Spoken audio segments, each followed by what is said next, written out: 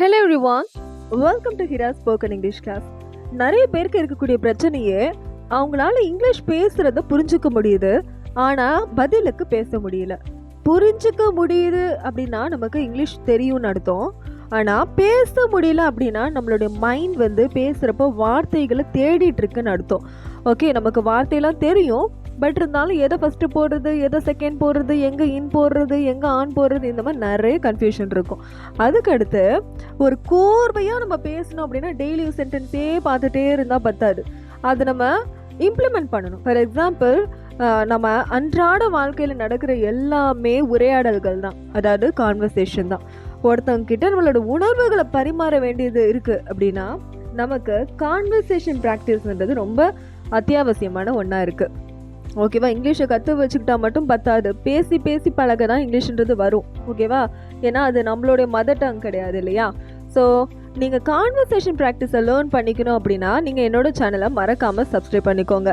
நான் குட்டி குட்டி டெய்லி யூஸ் சென்டென்ஸ்லாம் யூஸ் பண்ணி எப்படி பேசிக் சென்டென்ஸ் யூஸ் பண்ணி அந்த கான்வர்சேஷன் ப்ராக்டிஸை லேர்ன் பண்ணலாம் அப்படின்றத கற்றுக் கொடுக்க போகிறேன். ஓகே, நீங்கள் முக்கியமாக இங்கிலீஷை ஃப்ளூயண்ட்டாக பேச கற்றுக்கணும், அது வேகமாக பேச கற்றுக்கணும் அப்படின்னா நீங்கள் இங்கிலீஷ் டீச்சர்ட்டு தான் கற்றுக்கணும். அதுக்கு என் சேனலை மறக்காமல் சப்ஸ்கிரைப் பண்ணிக்கோங்க. உங்களுக்கு என்னோட வீடியோஸ் யூஸ்ஃபுல்லாக இருக்குது அப்படின்னா கண்டிப்பாக உங்கள் ஃப்ரெண்ட்ஸ் அண்ட் ஃபேமிலிக்கு ரெக்கமெண்ட் பண்ணுங்கள். நீங்கள் போடுற ஒவ்வொரு லைக்ஸும் என்னுடைய வீடியோஸை நிறைய பேருக்கு மேலும் கொண்டு போய் சேர்க்கும். ஓகே, ஸோ உங்களுக்கு ஏதாவது டவுட்ஸ் இருந்தால் நீங்கள் கமெண்ட்ஸ் பண்ணலாம். ஆன்லைன் 1-to-1 கிளாஸஸும் இருக்குது, விருப்பப்படுறவங்க ஜாயின் பண்ணிக்கலாம். இப்போ நம்ம கான்வர்சேஷன் ப்ராக்டிஸ் பிட்வீன் 2 ஃப்ரெண்ட்ஸ் பார்க்க போகிறோம். ஸோ மாலினி கீதாவும் கவினை மீட் பண்ண வராங்க. ஸோ கவினுக்கு உடம்பு சரியில்லை, அதை மாலினி அண்ட் கீதா விசாரிக்க போகிறாங்க. கவின் அதுக்கு என்ன ரெஸ்பான்ஸ் பண்ணுறாரு அப்படின்னு பார்க்கலாம். ஓகே, ஸோ மாலினி சொல்கிறாங்க, hi Kavin, how are you? Hi Kavin, நீ எப்படி இருக்க அப்படின்னு கேட்குறாங்க. நம்மக்கிட்ட யாராவது ஹாய் சொன்னாங்கன்னா நம்ம பதிலுக்கு ஹலோ சொல்லணும். ஓகே, அதுக்கு அடுத்து கீதாவும் மாலினி கூட தானே வந்திருக்காங்க. கீதாவும் கேட்குறாங்க, ஆர் யூ ஓகே கவின்? நீ ஓகேவா கவின் அப்படி கேட்குறாங்க. ஸோ கவின் அதுக்கு என்ன ரெஸ்பான்ஸ் பண்ணுறாருன்னா, நான் நல்லா இருக்கேன் அப்படின்றாரு. நான்னா ஐ, நல்லானா ஃபைன், குட், வெல், இந்த 3 வார்த்தைகள் ஏதாவது ஒன்று பயன்படுத்திக்கலாம். இருக்கேன் அப்படின்னா இங்கிலீஷில் ஆம், இஸ், ஆர். ஓகே, ஆட்டோமேட்டிக்காக ஐ வந்தால் ஆம் தான் வரும். ஸோ ஐ ஆம் அப்படின்னா நான் இருக்கேன்னு அர்த்தம்.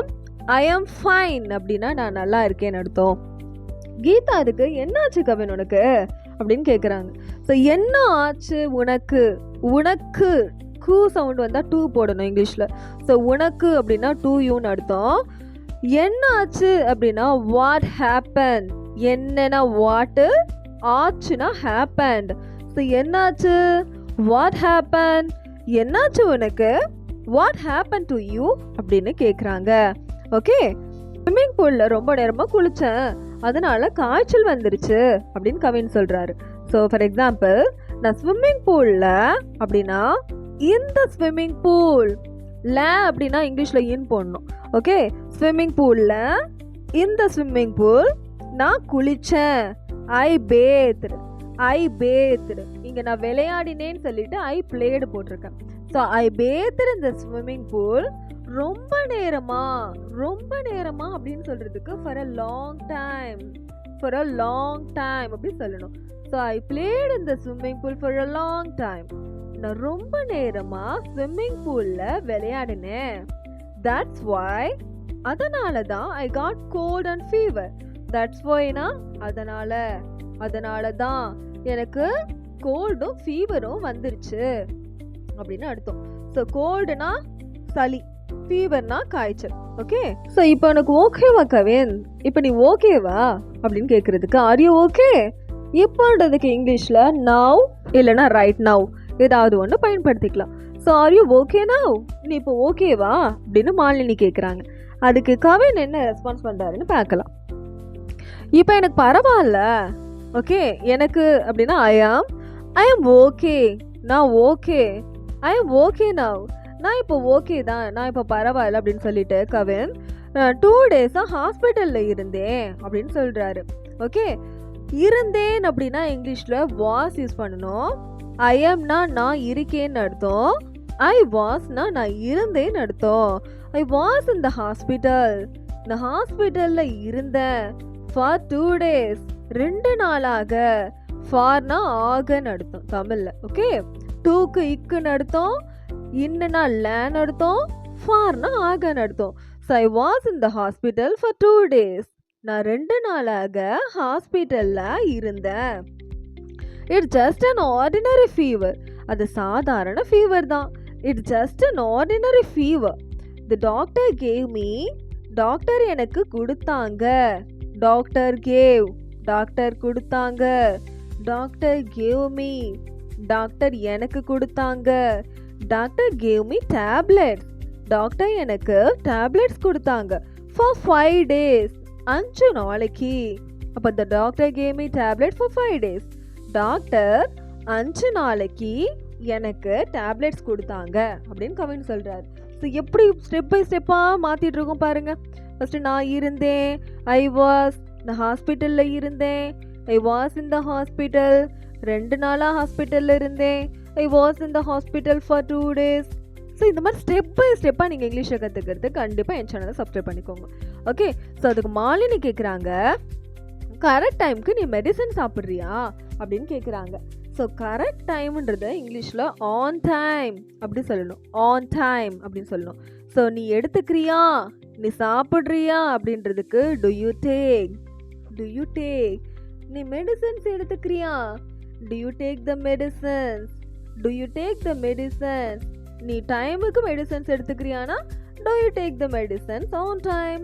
To you take the medicines on time. நீ உனக்கு நல்ல ரெஸ்ட் தேவை. தேவை அப்படின்னா இங்கிலீஷில் நீடுன்னு அர்த்தம். நீட் அப்படி அர்த்தம்.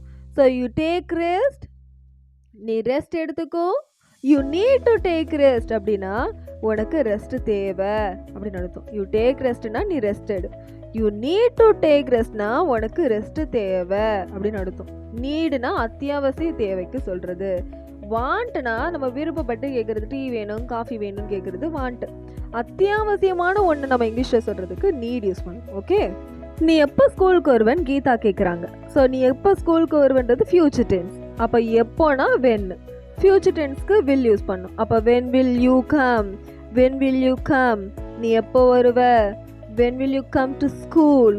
நீ ஸ்கூலுக்கு எப்போ வருவ. டூனா குன்னு அர்த்தம் இல்லையா. அப்போ டூ ஸ்கூல்னா ஸ்கூலுக்கு. அப்போ when will you come to school. நீ எப்போ ஸ்கூலுக்கு வருவ. நம்மளோட ஃப்ரெண்ட்ஸ் எல்லாம் உன்னை மிஸ் பண்ணுறோம் அப்படின்னு அர்த்தம். So all our friends. Okay, all our ஃப்ரெண்ட்ஸ்னால் நம்மளோட எல்லா ஃப்ரெண்ட்ஸும் மிஸ்ஸிங் யூ, ஒன்று மிஸ் பண்ணுறாங்க அப்படின்னு அர்த்தம். All our friends are missing you. நம்மளுடைய எல்லா ஃப்ரெண்ட்ஸும் உன்னை மிஸ் பண்ணுறாங்க அப்படின்னு கீதா சொல்கிறாங்க. டாக்டர் என்ன இன்னும் 2 நாளைக்கு ரெஸ்ட் எடுக்க சொல்லிருக்காரு அப்படின்னு கவின் சொல்கிறாங்க. அப்போ டாக்டர் சொல்லிருக்காருன்னா டாக்டர் செட்டுன்னு சொல்லலாம், டாக்டர் அட்வைஸ்டுன்னு சொல்லலாம். ஏன்னா டாக்டர்ஸ்னாலும் அட்வைஸ் தான் பண்ணுவாங்க. அப்போ டாக்டர் அட்வைஸ்டு மீ. டாக்டர் எனக்கு அட்வைஸ் பண்ணாரு to take a rest. Rest எடுத்துக்க சொல்லி. அப்போது ஃபார் நெக்ஸ்ட் 2 days. அப்போ நெக்ஸ்ட் 2 daysனால் என்ன அர்த்தம். அடுத்த 2 நாளைக்கு அப்படின்னு அர்த்தம். ஃபார்னா இக்குன்னு ஒரு மீனிங் இருக்குது. அப்போ ஃபார் த நெக்ஸ்ட் 2 daysனால் அடுத்த 2 நாளைக்கு. அப்போ டாக்டர் அட்வைஸ்டு மீ. டாக்டர் எனக்கு அட்வைஸ் பண்ணாங்க டு டேக் ரெஸ்ட். ரெஸ்ட் எடுத்துக்கிறதுக்கு ஃபார் த நெக்ஸ்ட் 2 days. அடுத்த 2 நாளைக்கு. ஸோ ஃபர்ஸ்ட்லேருந்து பார்க்கலாம். அப்போ doctor advise me to take rest for the next 2 days. Doctor அடுத்த 2 நாளைக்கு ரெஸ்ட் எடுக்கிறதுக்கு எனக்கு அட்வைஸ் பண்ணாங்க. So I will come by Wednesday. நான் வெனஸ்டே வருவேன் அப்படின்னு கவின் சொல்கிறார். ஐ வில் கம் அப்படின்னா நான் வருவேன். I will come by Wednesday. நான் வென்ஸ்டே வருவேன் அப்படின்னு சொல்கிறாரு. டேக் திஸ் கவின் அப்படின்னா இந்தாடா கவின் அப்படின்னு அர்த்தம். அதாவது இதை எடுத்துக்கோன்றதான் நம்ம பேச்சு வழக்கில் இந்தாடா இந்தாடா அப்படின்னு சொல்லுவோம். ஸோ டேக் திஸ் கவின்னா இந்தாடா கவின் அப்படின்னு அர்த்தம். வி பாட் அப்படின்னா நாங்கள் வாங்கினோம் அப்படின்னு அர்த்தம். ஸோ பையோட past tense bought. We bought அப்படின்னா நாங்கள் வாங்கினோம். சம் ஃப்ரூட்ஸ் அப்படின்னா சில ஃப்ரூட்ஸ் அப்படின்னு அர்த்தம். So we bought some fruits. நாங்கள் சில ஃப்ரூட்ஸ் வாங்கினோம். உனக்காக அப்படின்றதுக்கு ஃபார் யூ அப்படின்னு அர்த்தம். ஆக அப்படின்னா ஃபார்னு அர்த்தம். ஃபார் யூ அப்படின்னா உனக்காகன்னு அர்த்தம். We bought some fruits for you. நாங்கள் உனக்காக சில ஃப்ரூட்ஸ் வாங்கணும் அப்படின்னு கீதா சொல்கிறாங்க. அது கவின் என்ன ரெஸ்பான்ஸ் பண்ணுறான்னா எதுக்கு இதெல்லாம் வாங்குனீங்க அப்படின்னு கேட்குறாரு. நாம கேட்போம்ல, கெஸ்ட் ஏதாவது வாங்கிட்டு வந்தா எதுக்கு இதெல்லாம் அப்படின்னு கேட்போம்ல, அதுதான் கவினும் கேட்குறாரு. ஸோ இதெல்லாம் அப்படின்னா ஆல் திஸ், இது எல்லாம் அப்படின்னும் போது ஆல் திஸ், ஓகே அப்படின்னு அர்த்தம். why did you buy, ஏன் வாங்குனீங்க? why did you buy all this, இதெல்லாம் ஏன் வாங்குனீங்க? it is enough, இதே போதும்.